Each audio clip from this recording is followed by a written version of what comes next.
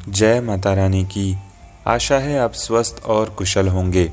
हमारे हिंदू धर्म में नवरात्रि का पर्व बड़ी ही श्रद्धा और धूमधाम से मनाया जाता है। फिर चाहे वो शारदीय नवरात्र हो या चैत्र नवरात्र, नवरात्रों में पूरे 9 दिनों तक माता रानी की विशेष पूजा अर्चना की जाती है। और प्रायः जब भी हम किसी भी देवी या देवता की पूजा करते हैं तो पुष्प अर्थात कोई न कोई फूल भी हम उन्हें जरूर चढ़ाते हैं। परंतु हमारे धर्म शास्त्रों में देवी देवताओं की पूजा में प्रयोग होने वाले पुष्पों के बारे में भी यह बताया गया है कि कौन कौन से पुष्प किस देवी या देवता को सबसे अधिक प्रिय होते हैं और किन किन पुष्पों को कौन कौन से देवी या देवताओं पर नहीं चढ़ाने चाहिए। मित्रों, आज इस वीडियो में हम इसी के बारे में आपको बताने वाले हैं कि माँ दुर्गा को कौन कौन से पुष्प सबसे ज्यादा प्रिय होते हैं और किस प्रकार के पुष्पों को माता रानी को नहीं समर्पित करना चाहिए। सबसे पहली बात जो मैं बताने जा रहा हूँ, सामान्यतः ये नियम उन सभी प्रकार के फूलों पर लागू होते हैं जो हम किसी भी देवी या देवता के ऊपर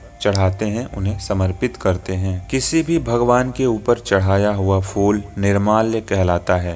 साथ ही यदि किसी पुष्प को चढ़ाने से पहले ही उसको आप सूंघ लें तो ऐसी परिस्थिति में भी उस पुष्प को देवी या देवताओं के ऊपर नहीं चढ़ाना चाहिए। और हाँ, भंवरे के सूंघने से पुष्प कभी भी अपवित्र नहीं होता है।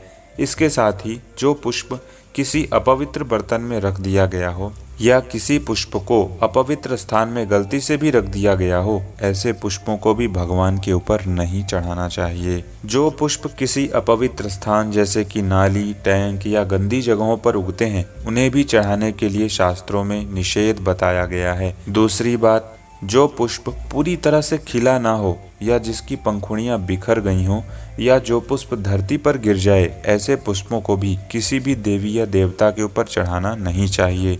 कई बार हमने यह भी देखा है कि जब पुष्पों का अभाव हो जाता है, जब हमारे पास पुष्पों की कमी हो जाती है, तब हम पुष्पों को तोड़ लेते हैं, पुष्पों की पंखुड़ियों को अलग अलग तोड़ करके और फिर उन्हें भगवान के ऊपर चढ़ाने लग जाते हैं, जबकि ऐसा करना भी शास्त्रों में निषिद्ध बताया गया है। हाँ, ये नियम कमल के पुष्पों की पंखुड़ियों पर लागू नहीं होता है।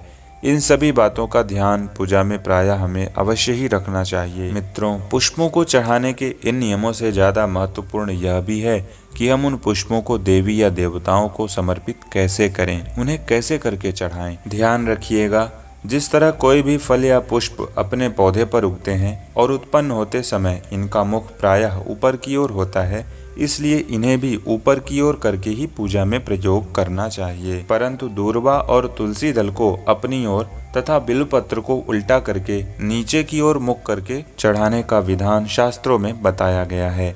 माँ दुर्गा को दूर्वा नहीं चढ़ाई जाती है, शास्त्रों में इसका भी निषेध बताया गया है। इसके अलावा माँ दुर्गा को सबसे ज्यादा प्रिय पुष्प लाल गुड़हल का पुष्प है। इसके अलावा लाल या पीले कनेर के पुष्प, लाल गुलाब के पुष्प, बेला या चमेली के पुष्प इत्यादि इसी प्रकार के सुगंधित पुष्पों को भी माता रानी को समर्पित किया जा सकता है। इससे वह शीघ्र ही प्रसन्न हो जाती हैं। आशा है हमारे द्वारा दी गई यह जानकारी आप समझ पाए होंगे। जय माता रानी की।